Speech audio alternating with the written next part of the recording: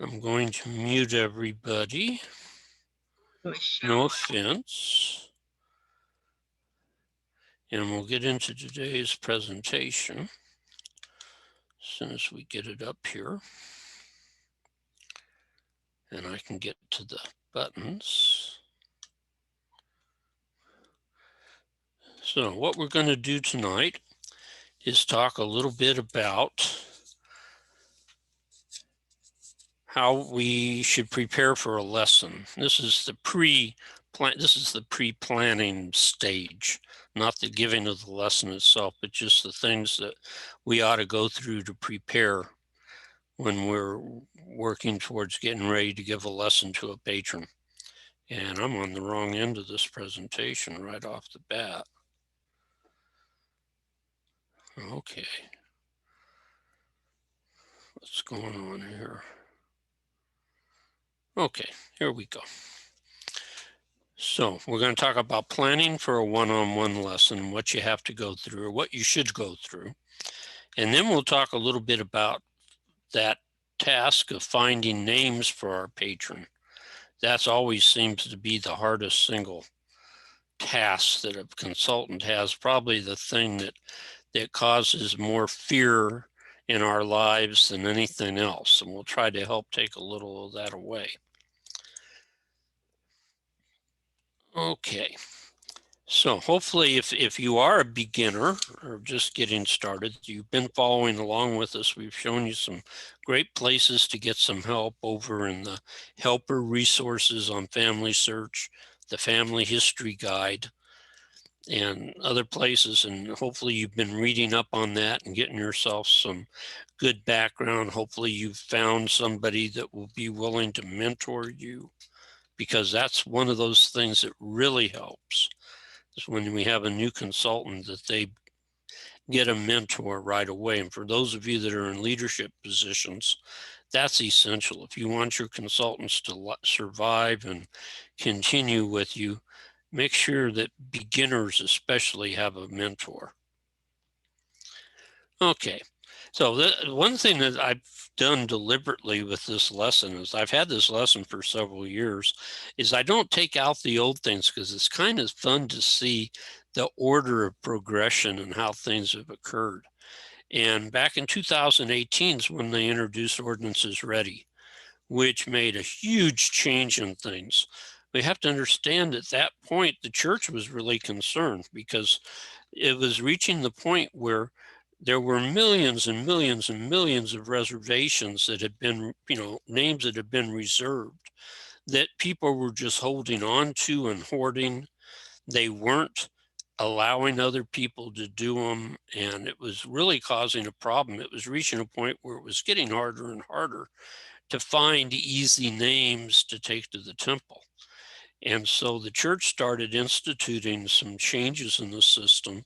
One of those changes was they started requiring that you either share the names with the temple, or at the end of 2 years, they would drop the reservation and turn it into a shared name anyway. And they also started allowing, with Ordinances Ready, the ability for this particular program that's found in your Tree app or on the web page to actually tap into those names that have been reserved and shared with the temple, so that some of those names could get out into the system faster and people could have names that they were actually related to. Because I found 99% of the time, those names that it does pull are your relatives. So they really are there. So the church was thrilled to see that as an easy way to get around trying to do research. I always laugh. I think it was Elder Bednar that said this was the gateway drug to family history when they did the 2018 Roots Tech. I kind of cringed when I heard that, but it is kind of true to a degree. Now, the other things that the church is doing that are still in the process, but probably are going to come pretty soon, is the fact that they're going to strictly limit us to how many names we can have in our reserved lists that aren't shared. Because right now you can have a couple of thousand if you want that aren't shared. They'll be limited for 2 years. You only have them for 2 years. And then you either have to reserve them or share them with the temple. But in the near future, they're going to make a limit on that and say you can only have X number. They haven't said how many. We're kind of guessing it'll be 100 or 200 maybe that you would have as a max that are in the non-shared part of your inventory. So they're doing a lot of things to make it to where patrons can get to names that they can do. So anyway, that came out about 2 years ago. At the same time, they introduced the Discover, Gather, and Connect that we talked about, where we try to discover more about our ancestors, our living family, our descendants, ourselves, through family history activities. And we gather records and details, photos, stories, mementos, memories, and connect with each other using these things to help draw us all together. And so Discover, Gather, and Connect was introduced at that same time with not the emphasis so heavily upon doing just temple work, even though that's the ultimate goal of all our family history work, is to do temple work, but to do the other things too, so that we weren't so one-sided or just focused in on the one activity of taking names to the temple and nothing else. It was interesting too that they developed this ministering page. And this isn't just for consultants, but it's for ministering brothers and sisters, but it's also for us, and helps us to realize that as we're teaching family history to our members that we're called to work with, we're actually ministering with them, and that the things we do can have a profound effect. I was just looking at I think it was Church News article today talking about how family history work can help heal people that have broken spirits, that have had problems with abuse and things like this, and how family history can help them to become whole again. And so we really do minister sometimes, even though we may not think about it that way. That's kind of what we're doing when we have our one-on-one lessons. And on that page for ministering, they show all kinds of different things that you can do that are forms of ministering. And so we've been through this stuff before in other forms. I'm not going to spend a lot of time, but I just want you to see that this is there for us on a ministering page. And of course, you'll have this afterwards, and you can look at that URL and pull it up for yourself on the internet. Okay, prior to Discover, Gather, and Connect, the mantra was find, take, teach. And actually, it's kind of like the church is building on things from the ground up, and find, take, teach is still there on the ground floor, because the ideas that were introduced with find, take, teach were the things that revolutionized our job as consultants. Because prior to this time, when you thought about family history and award, you thought of a family history class, and that's what everybody did. And FamilySearch and the brethren in Salt Lake were not happy with that model, because they had studied it for decades and things just weren't moving along very well. There had been times in the past when the church had to furnish names to the temple because the members didn't even make enough to cover the use of the few temples that we had back in the old days. And so the church was hoping they could reach a point where there would no longer be a need for what they considered church welfare in family history work, where the church supplied the names and you did the work, to a point where we would provide our own names, which is what the brethren really want us to do, so that we can have both halves of the blessing. that blessing of going to the temple and the blessings that come from our attendance there, plus the blessings that we receive by taking our ancestors' and relatives' names to the temple so that they specifically can be blessed. So Find, Take, Teach was a revolutionary idea. It was not brought up on the fly or just a hope. It was well studied by the brethren, and they really knew that if we would embrace this, the whole dynamic of family history in the church would change. And so I left this in here because this is very true. In the old days, and for now, that's like 5 years ago or more, and things are really like rolling down the hill with a snowball rolling down the hill, gaining momentum. So 5 years ago is ancient in family history. That's when we were teaching still back in classrooms with a set curriculum. And the end result, this is the thing that bothered Salt Lake.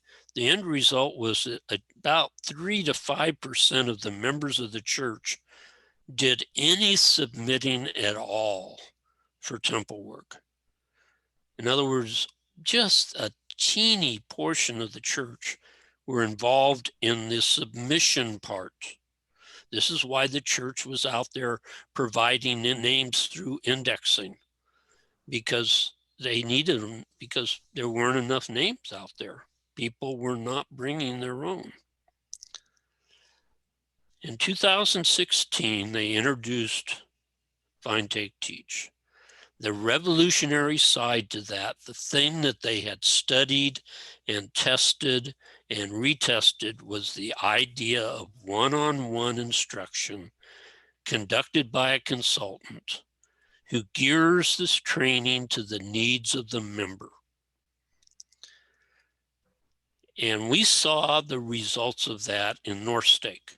I can't tell about the other stakes, but I know that in 2015, Fresno North Stake's percentage of members that were submitting was around 5%. I think that was a generous number.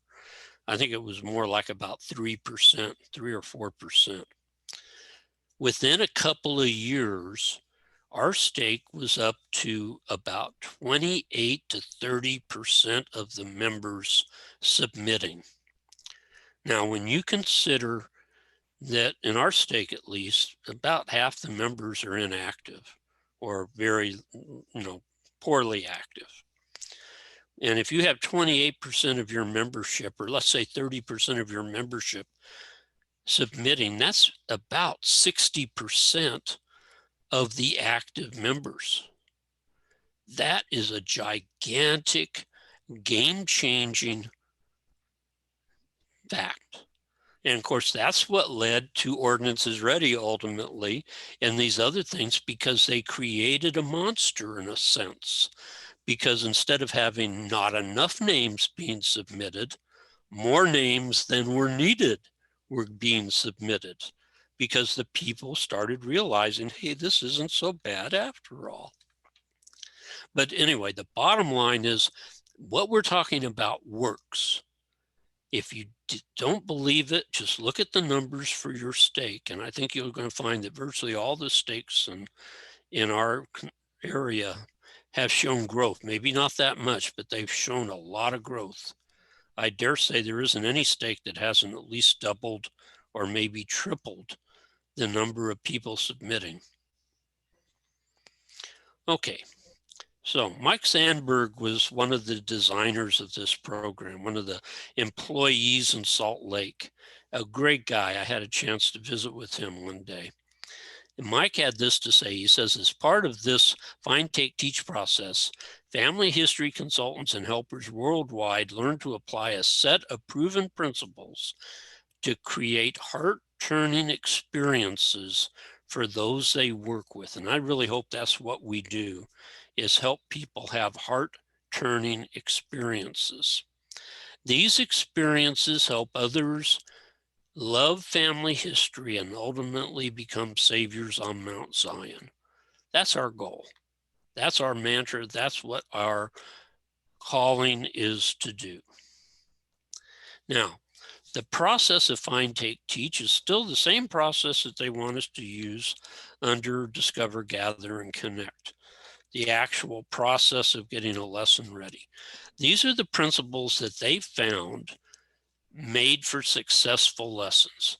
First was to prepare spiritually, then discover the family's goals, get access to their account so that you can look at their tree, then search their tree before you meet with them. These are all things you do prior to the initial meeting. Search in their tree and find where you want to take them, and then prepare and deliver a personalized lesson. Invite them to complete the temple ordinances if they can, or at least help them to submit them.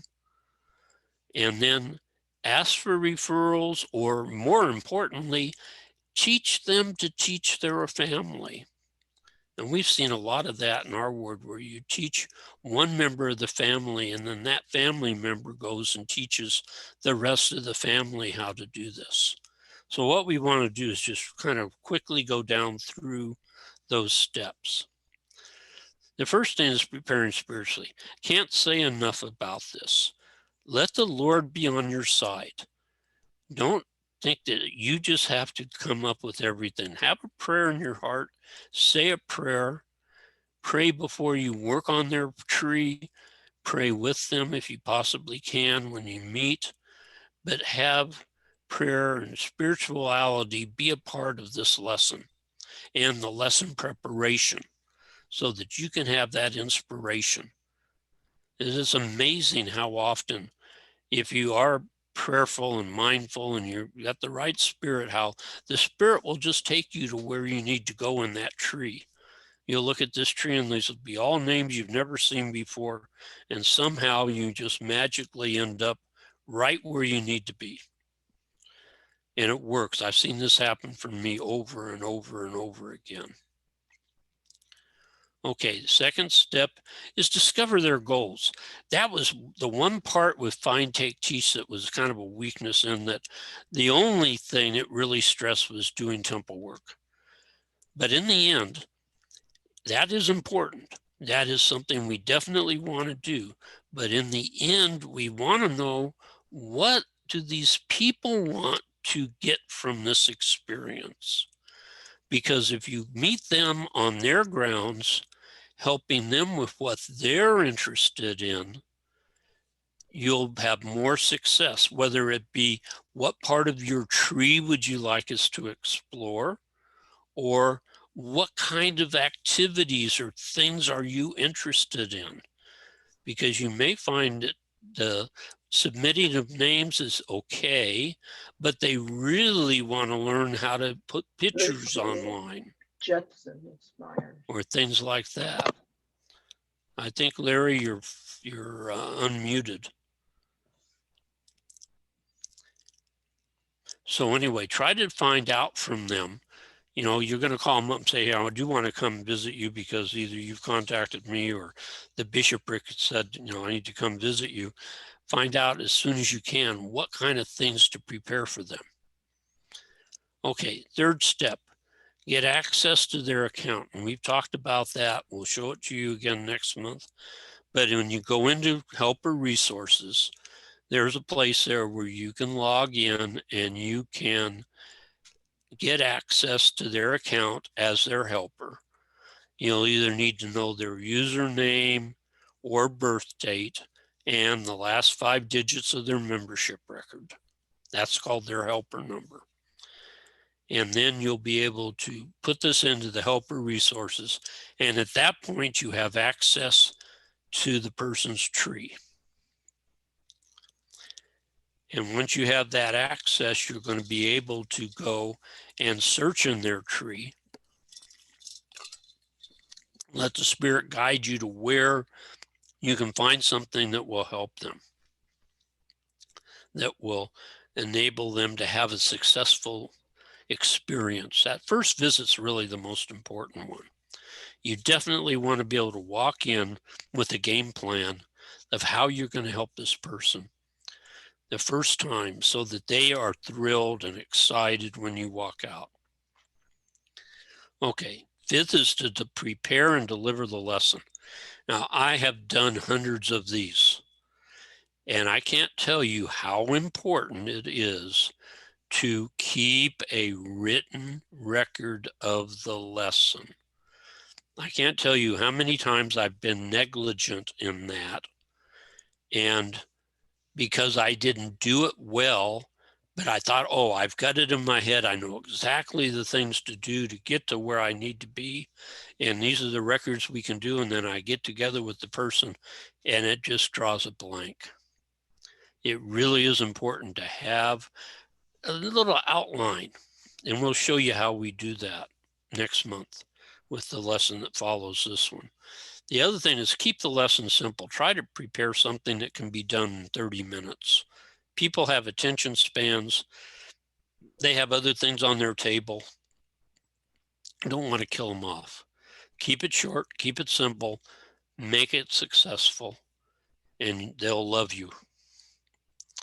Okay, once you have found names with them, really stress with them to get the temple ordinances done for these people. If they can do it themselves, encourage them and walk them through the process of how to print cards, and I guess now how to make reservations and all those other things they're going to have to do to be able to even get to the temple. But invite them to do it themselves, or if nothing else, if they're not temple worthy or aren't physically able to go to the temple, to at least share the names with the temple, because they will get done. And then last but not least is either ask for referrals from them, or what I really say is instead of that is impress upon them how important it is then that they go, whoever it is you've worked with, that they go to their family and show them how to do this. Because rather than having to teach 5 separate lessons to 5 different members of the family, you teach the father or the mother and then have the father or the mother teach the rest of the family members. And that way you get a whole family covered. I remember that with the Grant family in our ward when Bishop Grant was there. I taught Bishop Grant because he started out saying, well, my dad's done it all. Yeah, Greg, that was his favorite line. My dad did it all, and my mother's side is long time family, and it's all done too. And so I went back to him and showed him how there were hundreds of names on the Grant side, and there were hundreds of names on Mom's side. And he took it to heart and became converted to it. And when I was finished with him, he went and taught his wife and the kids. And it was just a wonderful experience. And that's the way it ought to be. Okay, so is this important? FamilySearch went so far as to do studies on this. And so they did a study of people who were submitting. Because, you know, FamilySearch knows a lot about us. They know which of us have submitted names this year. They can pull up a list. They can tell you how many times you've submitted, how many names you've submitted. They know everything about us. I mean, they know if they wanted it, how many times we've been to the temple, things like that too. But the only thing they looked at for this was they wanted to know those people that were submitters on a regular basis, what made them submit? And so they made phone calls. They did a survey. They did a Gallup poll. And they contacted, I don't know how many people, but this is what they found, and it was extremely significant. 85% of the people who were regular submitter of names to the temple had had a personal helper. They had had a consultant contact them. 85%. Only 15% of the regular submitters didn't have a personal helper. That's probably the 15% that's us. We don't need a personal helper because we're the helper for others. But virtually almost everybody had had a personal helper. And 65% of the total had had multiple visits by that helper, not just one, but multiple visits, at least 2 or more different visits from the helper. So this is what FamilySearch found, that the system really works when it's instituted. And this is why we should follow the brethren and do the things that they're talking about and go through the processes that we're talking about, because they really do work and they make a major change. We're looking at what, 5 to 6 times more submitters than in the past by instituting this. This is revelatory. This really is from Father in heaven, this system. Okay, so that's the process, the principles behind how consultants should operate. And so we'll leave it at that for today. Next month, when we do this lesson, the third Wednesday next month, we'll actually go through a real lesson and show you all these steps in action as I go through a lesson for a patron from start to finish. Okay, so now let's talk a little bit about finding names and talk a little bit about the Green Temple thing, because I always like to at least talk a little bit about that when it's appropriate. Okay, because a lot of people, the Green Temple is all they're interested in. And I feel sorry for them because they're really missing out on a lot. But the church is actually trying to promote us pulling names from the Green Temples, because they've turned all those shared names into Green Temples now. But whether they were shared or they're names that just never have been reserved, we always need to beware. We need to treat them with a certain amount of care, because no matter how hard the church tries to develop a system for finding duplicates, it never finds them all. Some of these records are poorly documented. They don't have a lot of detail in them. Those are the kind of records you really want to look at. Spend a little bit of time. Just think of the Fram oil filter ads. Pay me now or pay me later. You really need to put a little invested time into these names that you grab if they're Green Temples, and verify them. Make sure they really aren't a duplicate to some other record, and that they're really identified adequately. Because like I say, a lot of them are not very well identified. And so those you might want to just ignore if you can, and find others.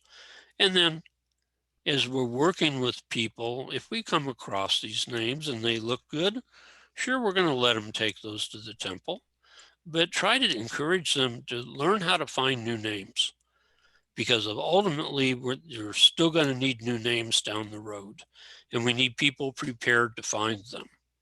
And I tell you, there's a certain spirit that comes from when you actually add a new person into tree and that person turns green.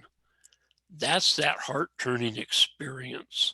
It's harder to get a heart-turning experience for them with ordinances ready. Not that it can't be done, but I guarantee you it really goes well when the person actually finds somebody that they actually found them themselves. Okay, so most of our members have fairly full trees. If they're missing close ancestors, of course, you're going to want to help them with those. But for most of our members, we're looking to help find cousins. And that's the thing I want to talk about tonight. And so this is something that we developed in North Stake, and I think it works very well. Our recommendations are this. One, we want to farm what we call the golden 1800s. You see this area in here that's labeled golden 1800s. This is, if you're a farmer, this is the fertile ground. This is the ground where there's more people missing that haven't had their temple work done than anywhere else. And it's also the easiest to find names.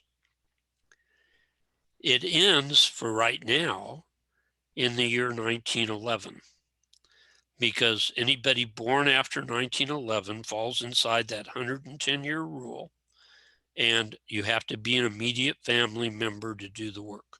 So we really don't encourage you doing much with people born after 1911. I put them in tree. I just realize I can't do their work.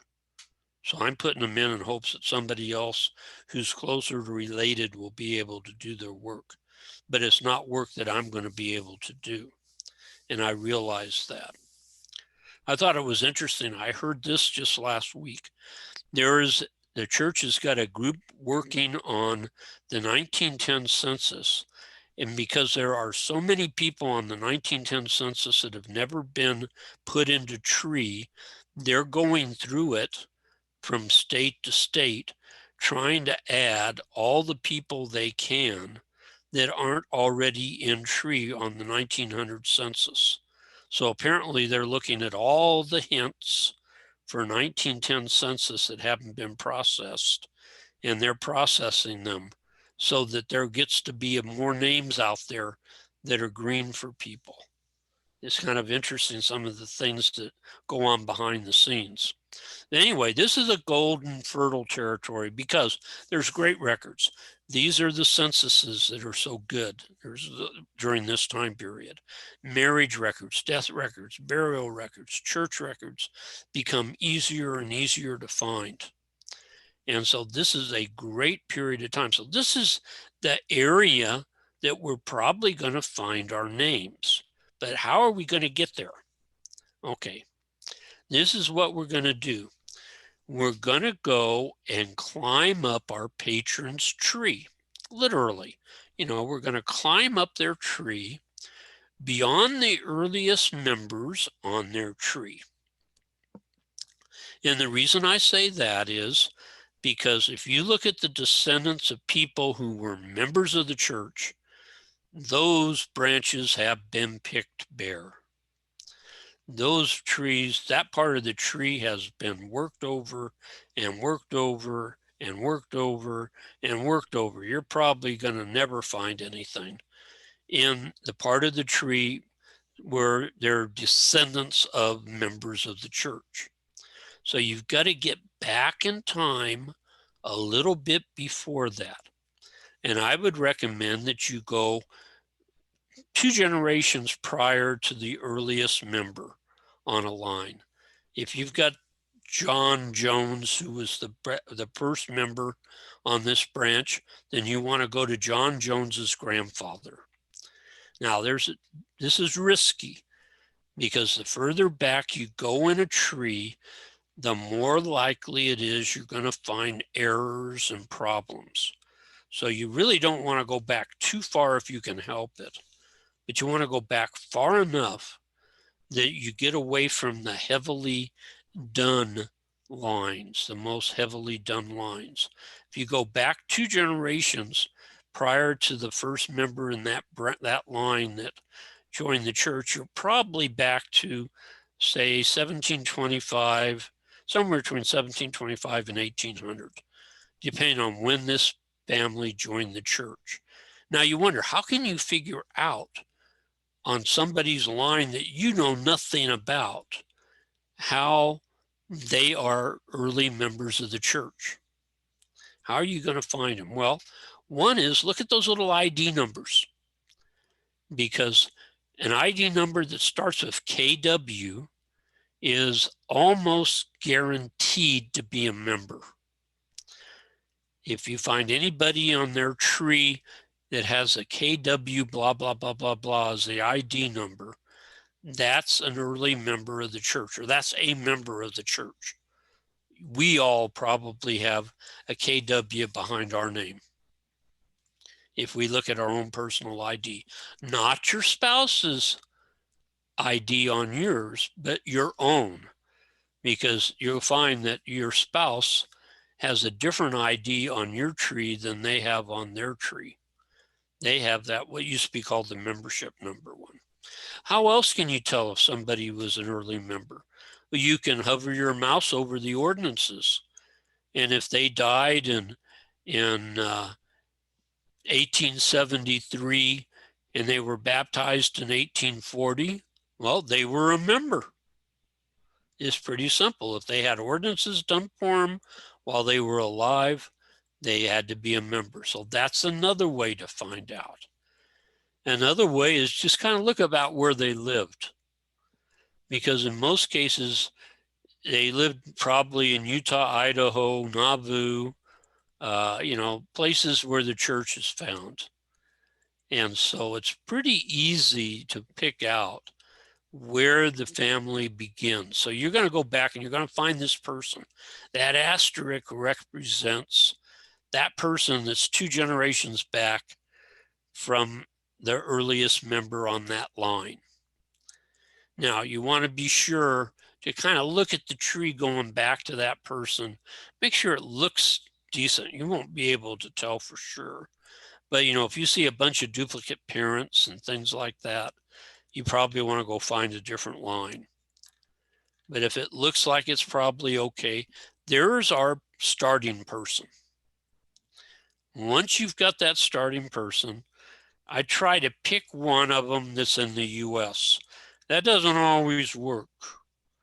We have families where they're from Mexico or they're all European extraction, and you may have to work in other areas. But if you have that option, I would imagine most of us would be more comfortable working in the US. Now, if you happen to have a lot of experience doing Danish work and you get a member that comes to you that wants help and they have Danish lines, then yeah, you'll probably go to the Danish part of their tree and work there. But for most of us, we'll probably want to pick a family that's in the US. And that's why that fan chart with the colors is so nice, because it lets you identify easily the people that say in tree, at least, that they were born in the United States. Okay, so we have that starting person here. What are we going to do? We're going to start looking for cousins. We're going to use one of multiple sources to show us their descendants, because those descendants are the children and the aunts and uncles and the cousins and all those people that we can do work for, that are blood relatives of ours, but aren't our direct aunt or that person's direct ancestors. And we're going to come down in that tree into that golden 1800 period of time. And this is where, as we process hints that the churches put out as we go through the censuses, starting especially with the one in 1850, because in the US and most other countries, around 1850 is when they all started putting the whole family names in there, all the names of the family members, not just the head of the household, but the husband, the wife, and the children, and anybody else living there. And so those censuses become your best friend, because every 10 years you have a nice little picture of the family. But then you'll also find a lot of other sources that will pop up as hints or can be found if you search in historical records. But try to prove these people that you're finding. Try to find as many sources as you can on them. Now, we'll teach in future lessons, 2 months from now, we'll talk about using the descendancy chart. And we'll talk about the way to use it to help our patron find names. And so that will be a lesson of its own. We'll go through the process of doing what we're showing you tonight, using this as our tool to find places where we can add names. And then 3 months from now, we'll talk about finding cousins through Pazilla, which is a third-party product, which is a really neat tool. It's on all of our computers in the center. You can have a free version on your computer, or if you want, you can pay for a pay version. But you can go to the center and use the pay version there. But we'll show you how you can use that tool to help you find names. So that's basically our technique. what we'd like you to do this month as far as for follow-up is to go through that list of processes and just get familiar with the steps that you should be going through. And also think through this little program here, try it out on your tree and see what happens. You know, pick a line and go back and figure out which person's the first ancestor. Go back 2 generations and then start looking at descendants and see if you can find some people in your family. You'd be surprised. In most families, there are names out there to be found. Okay, questions? This is Seth Durant. The question I had, I put it in the chat. Do we know how long it takes the temple to get to the names that are shared or that expire on our after the 2 years on our reserved list? Because it seems like it takes a long time. I see some that aren't done and it's been years. Yeah, and that's been a problem, and it's still a problem. They're working towards